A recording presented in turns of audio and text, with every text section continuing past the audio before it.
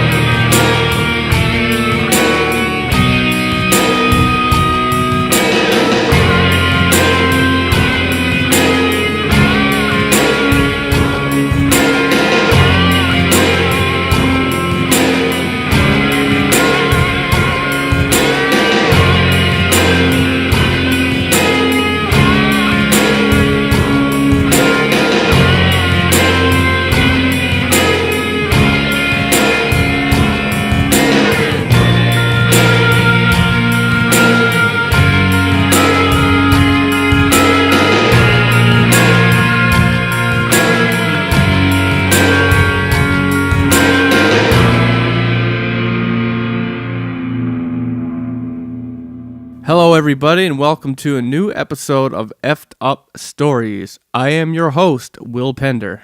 And I am your co-host, Ryan Sharp. And tonight we have an episode. It's centered on a submission that I had gotten over a year ago now from a gentleman named Dan Cope about an abandoned, well, not an abandoned, but a derelict hospital that had some really, really strange events that happened while he was there as an officer. But before I get into that, I just want to quickly explain something. Our fans that have been with us for so long, you may have noticed that we did this 20 effed up minutes, this new segment. Well, as it happens, from now on, we're just going to do the podcast and call it however long it takes. It's just the Effed Up Stories podcast. The reason being that it really dawned on me that the submissions really was the heart and focal point of what we wanted to do in the beginning with Effed Up Stories in podcasts. We got on the habit of doing these, carrying out these really topics that are already covered by other places, just because we wanted to get the ball rolling. We didn't have submissions in the beginning, and eventually we kind of lost our way and just kept doing that and trying to fill an hour with whatever we did. And all these great stories that were submitted, there's a lot of them we didn't cover just because we didn't think they would fill an hour. And, that really was the main goal. So we will still cover, different topics and suggestions that you have from time to time. But the focal point that we do want to cover is the stories from you people, our fans, and we really want to promote more submissions. I mean, that is the heart of what Effed Up Stories is. It's your stories that we tell. So tonight we're going to cover the story with Old Booth Hospital. It was sent in by Dan Cope. He's a retired officer. He submitted this. It was well over a year ago, and it really stuck with me. I'd been waiting to get an opportunity really to get this story out there for some time. It was always in the back of my head. So tonight, finally, I will get to tell you people. So this, as I said, it comes from a retired officer. At the time, he was working in Covington, Kentucky. Covington is a suburb of Cincinnati. So now, according to Dan, this happened in the late 1970s. And he said that at the time, there was lots of crime downtown, robberies, shootings, and etc., which led him to having what he called a permanent third shift. He was a young officer. He had this thirst for action, so he volunteered, for the late shift. This is apparently when, crime was at its peak, and he wanted to be part of it. So, as is always the case, the high crime rate put a strain on Dan's department, and the shift supervisors, they had this zero tolerance policy for people who would call in with calls that would waste their time, prank calls or just things that weren't really considered serious. And this all came to a head when they started to get multiple calls per night from these security guards that were, patrolling this old Booth Hospital. And for those of you listening, if you are familiar with the area or have heard of Old Booth Hospital, it's on 2nd Street in Covington, Kentucky. I would love to hear you chime in the comment section. Now, this, of course, it isn't a hospital anymore. It's a condominium build or complex, but it was a hospital, and those of you who are older may remember it. So anyway, as Dan put it, Booth Hospital has a long history, as I guess, any popular hospital would see over the years. It's had its number of people live or be birthed to die. It has 4 full-size floors, and he said on the 5th floor, it was half the width of the other floors. This was the floor that housed the only surgery room. So the competing hospital, St. Elizabeth, was better equipped, and over time, that St. Elizabeth became the primary spot for people to go, and this inevitably led to Booth Hospital closing down. And that's essentially when we get to Dan's part of the story. So at this point in time, Booth Hospital is now closed down. It was actually scheduled for a partial demolition, but it ended up getting saved when a conglomerate purchased it. And their goal was to turn this old hospital into the condominium complex that I mentioned that it is today. It's for wealthy folk who can afford it, right? So anyway, the owners at the time, before it was a condominium complex and was still a kind of a rundown old hospital, they hired a security firm, and they wanted to protect their investment, and these security guards were going to patrol this thing 24/7. And Dan said at night they would walk around with these Coleman lanterns. He believes that the name of the security company was Wackenhut Security, and I believe Ryan has actually done some. Yeah, we did some background searching, and in fact, that it was a legitimate security company. It's been around since the mid-50s. Yep. So I mean, Ryan will chime in from time to time to corroborate some of the details of the story.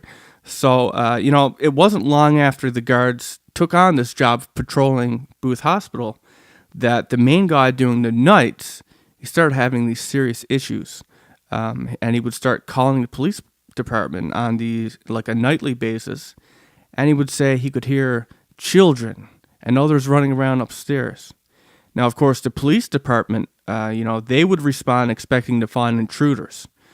But as always the case with these kinds of things, when they went, they would never see or hear anything, and they would leave. So Dan said within a month, these calls changed from nightly to hourly.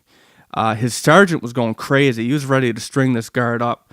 And on this one particular night, Dan's sergeant told him, and I quote, "If that crazy guard calls again tonight, I want you to arrest him, shoot him or something. Just make him stop calling us." So that night, Dan ended up heading on over to Booth Hospital. He said it was around midnight, it was winter, and it was very cold. It wasn't because he got a call from the guard that night, though. Instead, kind of oddly, he got a call from the people who lived across the street from Old Booth Hospital. They had called and said that there was something wrong with the security guard. They told him that they saw the security guard run from the front doors of the hospital, and he was crying and sobbing. And now he was sitting in his car, which was parked in front of the main doors of the hospital. So when Dan arrived, he went over, and sure enough, he found the guard sitting in his car right in front of the hospital. And he went over and he tapped on the window, and gestured for him to roll down the window. But the guard just sat there rocking back and forth with a white-knuckled grip on the steering wheel, sobbing uncontrollably. So Dan tapped again, only this time he taps harder. And the guard jumped as if, he never noticed that he was there. And he rolled down his window just an inch, just enough to speak to him. And he said, and I quote, "I won't go back in there, and you can't make me." And after he said that, he just quickly rolls back up the window and he continues to rock back and forth, sobbing again. So Dan radios his dispatcher and he explains, this guy must have had a nervous breakdown and that they needed to call the security company to send a replacement guard. And a few minutes later, Dan was told that there was another guard on the way, and there was someone also sent to take care of the guy whimpering in his car. So Dan waited for the guard to show up, and once he did show up, he just went about his normal patrol. And 30 minutes later, he gets this call from the replacement guard, and he asks him to come back. So when Dan finally gets back, he says, the new guard said, I know you guys are sick of coming here. I get that. But will you please come inside, sit down, and just listen for a few minutes? So Dan complies. He goes in, and 6 or 7 minutes into it, he starts to hear the sound of someone running across the floor upstairs and giggling. And the guard, he gets all excited, and he jumps up and he shouts. He's like, did you hear that?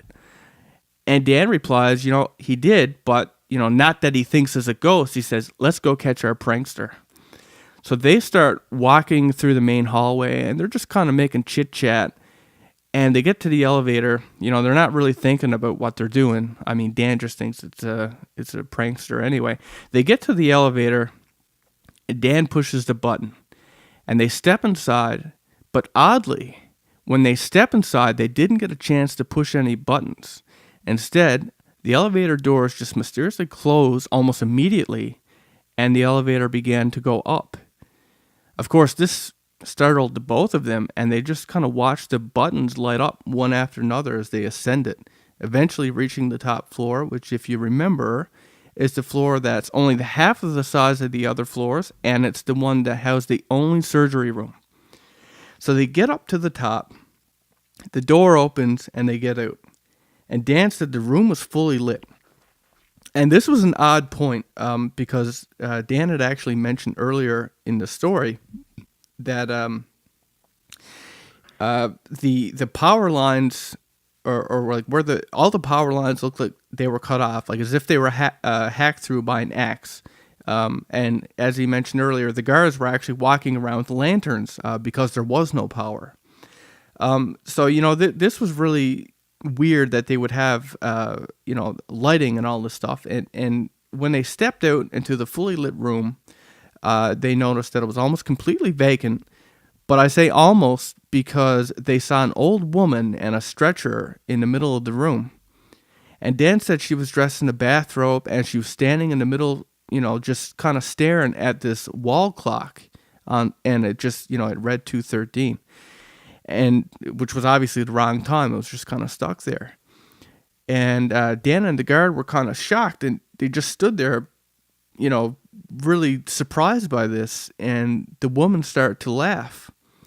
And then Dan, grounded in reasoning, he just figures she was a patient that got loose from the Gerrard Street nursing home, which was about 4 blocks away. Actually, he even called his dispatcher to check, to get them to phone over to that nursing home and see if they were missing a patient. And with that, Dan proceeded into the middle of the room with the intent of taking hold of her. When she suddenly turned, she cackles and runs up to him, poking her cold, wrinkly finger into his chest. She then ran off towards some stairs on a side exit. And, Dan looks to the guard and he says, we better go get her before she gets hurt. So at this point in time, Dan is still figuring that this is a runaway elderly patient. And so Dan goes over after her to the side exit door that the lady had just ran through, and still sticking, with the guard the whole way. And, he opens the door and he starts to step through. But as he put it, he stepped into nothingness. There was no stairs. He just stepped into a gaping hole. And lucky for him, the guard was there, and he grabbed his back and pulled him back in the room. Dan said if it wasn't for the guard doing that, he would have fallen 6 floors into the basement. And this is now where he figures that, the old lady must have fallen into. So they ran back to the elevator, kind of panicked at this point, and they pushed the button to head towards the basement. And Dan radios for an ambulance, as they're going down in the elevator, figuring that this old lady is probably really hurt or dead. And once they get to the bottom, they ran towards the area where the lady would have been, but all they could find was rubble and debris. There was no body anywhere. It's as if she just vanished. So Dan calls in a supervisor and a K-9 unit, and he said they spent like 2 hours searching for her and never found anything. The nursing home also called back to say that they weren't missing anyone. And, later on, Dan and a sergeant were standing outside the building. They had people searching through the building, an army of officers. And Dan and a sergeant standing outside the building. And the sergeant wanted to hear a story again. So, Dan retells his story. And the sergeant shook his head and said, if there's no electricity in this building, and obviously there's not, indicating, the chopped wires at the door, how did the elevator work? And how were the 5th floor lights on? And Dan didn't have an answer. He just went back to the elevator with the guard and his sergeant again, just at a loss for words. And they were all kind of shocked to find that the elevator wouldn't work again. It was as they would expect. There's no power. They picked and they prodded. They couldn't get it to work. And when they went to the stairs, they only went to the 2nd floor. Above that, all the stairs were demolished and destroyed. So then they walked outside and they looked up at the 5th floor. There was no lights. It was just dark. And then they went back in. Dan trying to figure out what he's going to put in his report. He's got an ambulance there, a K-9 unit, all these officers involved searching the building. And as they're looking through the building, they come across this old wooden door with a frosted pane of glass on which was written morgue. They go inside and they find this chest-type freezer. And Dan wondered if maybe, she could be hiding inside this thing. So they open the top, and the seemingly empty freezer, the shelf just collapsed. It's that old, it's just falling apart. The shelf collapses, and below the shelf was the body of an elderly woman that, the hospital had forgotten to take when they moved everything out. Dan said he couldn't figure if it was, he couldn't say it was the same woman that he saw upstairs. The body was all freezer burned and, as he put it, mummified. But they did call the ambulance back to pick up the body so it could be identified and properly buried. After that, the security company got the guards to sit inside a company car outside the building. Instead of doing its rounds inside, they would actually sit in this company car outside the building and just go in to make rounds every hour or so. And, Dan said he doesn't recall ever getting another call, but after they had found the body, all these problems seemed to disappear. There was no more calls, there was no more reports. But he did have a last note on it, and he said that the shirt that he was wearing on the night that he was there, he said it started to wear as though he'd gotten battery acid on it. Like the worn part of the shirt started to look like it had a distinct handprint. He didn't really know what to make of it, but it is strange nonetheless. And he did go on to say, for what it's worth, he certifies that his story is true. He did not embellish his story in any way, and of course, it occurred in the late 1970s. So, what did Dan come across? Was that the body of was the body they found, belonging to the woman that they ran into upstairs? This restless spirit. Yeah, well, it's your quintessential ghost story, isn't it? It has all the hallmarks. Terrified security guard, strange noises in the night. Right down to a creepy old lady in a hospital gown. So it really got me thinking, and I said, geez, I'll go and look and see, and sure enough, there's a Booth Hospital, and if you look, I did grab some pictures of it, but I couldn't get any that weren't that were free for public use. Yeah, everything was copywritten. So if you're interested, there are pictures of Booth Hospital in Kentucky. So Also, along with that, I did look into Officer Dan Cope as well.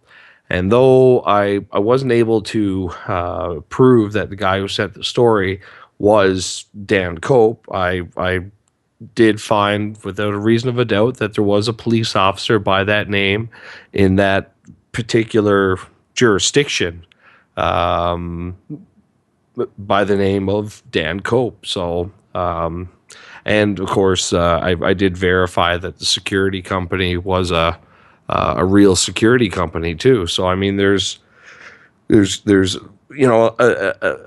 quite a few circumstantial things, I guess, around the story to kind of prop it up a little bit. So we kind of just have this guy's word to go by. But wow, what a crazy tale. And I got to say, it really did get me when he said, he they walked up to the elevator and pressed the button. And I'm like, wait a minute. Didn't he say at the beginning of the story that the power cables were cut? And I thought, for sure, this is all baloney.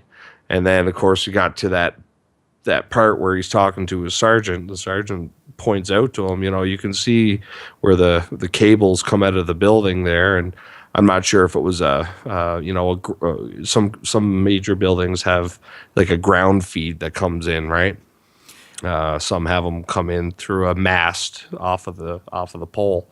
Well, what I found interesting was that, it had physical properties, right? I mean, you had electricity when there should not be electricity. You had, an elevator working that seemingly closed the doors and moved on its own.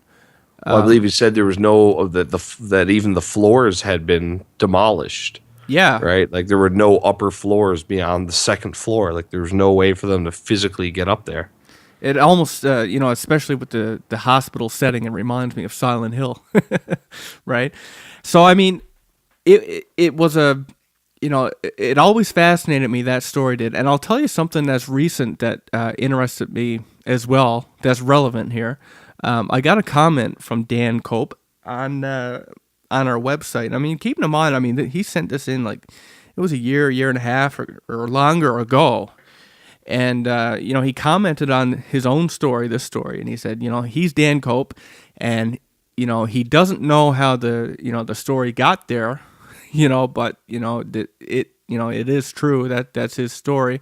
And, I did comment back, because, I got his email, right? Like, and I looked at the email that he used to sign up to on the site, and that one was a Yahoo account, I think, and the one that he submitted was a Hotmail account, but it still had like I won't say his email address, but it had like, people have their own kind of weird, letters they put together, like, maybe it's numbers, like your birth date or your whatever, and you'll recognize it as yours, right?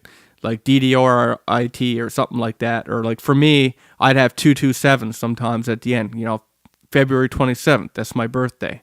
Well, he had like his own little distinct string of characters in his email that was both present in his Yahoo and his Hotmail email account. So I think it was him, but he did say that his daughters asked him to get the story or like submit the story or something like that, so that they asked him to write it down so it wasn't forgotten, I guess. Yeah, so I don't know if maybe he sent it or maybe his daughters did, pretending to be him or something like that. But nevertheless, it was kind of cool. He pops on and says, he doesn't even recall sending it, but, it is true, right? And I guess one of the most potent things about the story is the idea that it's not just an apparition. This apparition manifested so strongly that it was able to physically, like he said, he felt her bony fingers on his chest when she ran up and put her hand on his chest. It wasn't there was nothing ghostly about her. You couldn't see through her. But here, the spirit apparently was able to manifest a light and a table and a whole floor with a clock in it.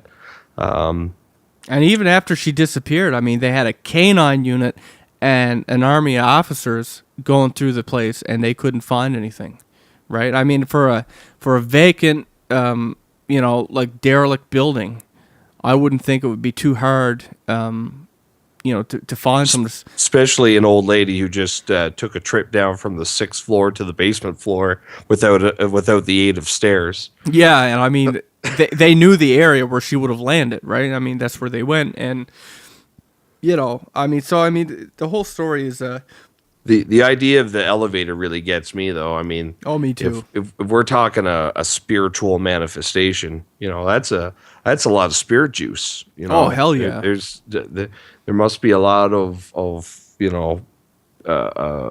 psychic activity or psychic energy crackling around that particular place.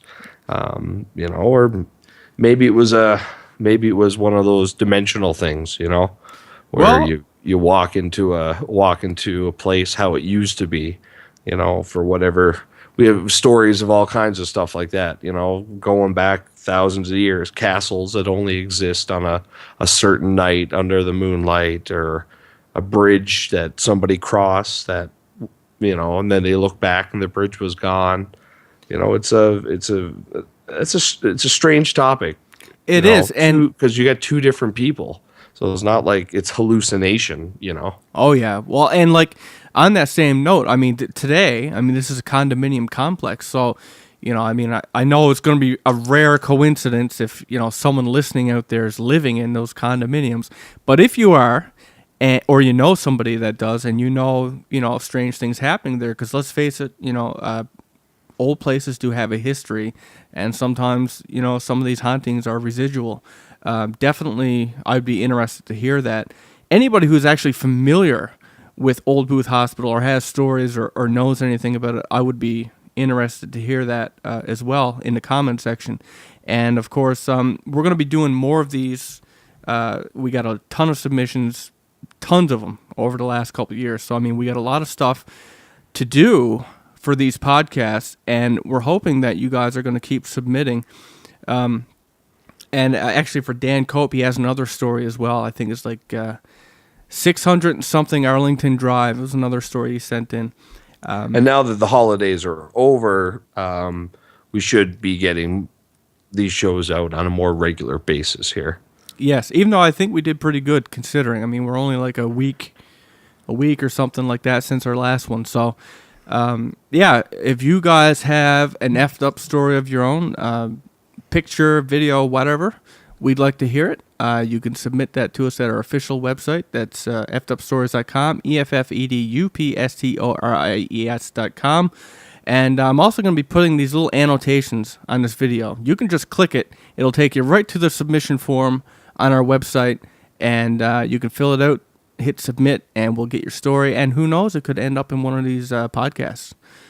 So with that having been said, ladies and gentlemen, I hope you enjoyed this story from our fellow Dan Cope, and I hope to catch you next time. This is Will Pender signing off. Good night, everybody. Our fans that have been with us for so long, you may have noticed that we did this 20 effed up minutes, this new segment. Well, as it happens, from now on, we're just going to do the podcast and call it however long it takes. It's just the Effed Up Stories podcast. The reason being that it really dawned on me that the submissions really was the heart and focal point of what we wanted to do in the beginning with Effed Up Stories in podcasts. We got on the habit of doing these, carrying out these really topics that are already covered by other places, just because we wanted to get the ball rolling. We didn't have submissions in the beginning, and eventually we kind of lost our way and just kept doing that and trying to fill an hour with whatever we did. And all these great stories that were submitted, there's a lot of them we didn't cover. In Kentucky, Covington is a suburb of Cincinnati. So now, according to Dan, this happened in the late 1970s. And he said that at the time, there was lots of crime downtown, robberies, shootings, and etc., which led him to having what he called a permanent third shift.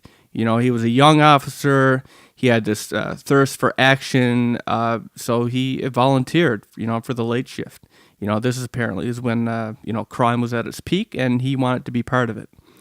So, you know, as is always the case, you know, the high crime rate put a strain on Dan's department, and, you know, the shift supervisors, they had this, like, zero tolerance policy for people who would call in with, you know, calls that would waste their time, you know, prank calls or just things that weren't really considered serious. And this all came to a head.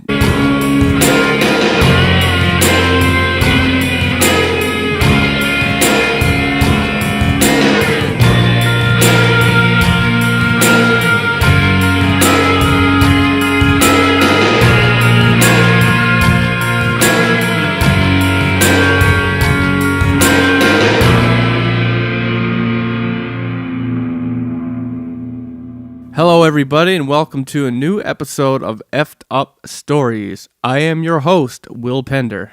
And I am your co-host, Ryan Sharp. And tonight we have an episode. It's centered on a submission that I had gotten over a year ago now from a gentleman named Dan Cope about an abandoned, well, not an abandoned, but a derelict hospital that had some really, really strange events that happened while he was there as an officer. But before I get into that, I just want to quickly explain something. Like moths to a flame, you've thrown caution to the wind for a glimpse into our world. Well, now you're in it. Welcome to Effed Up Stories.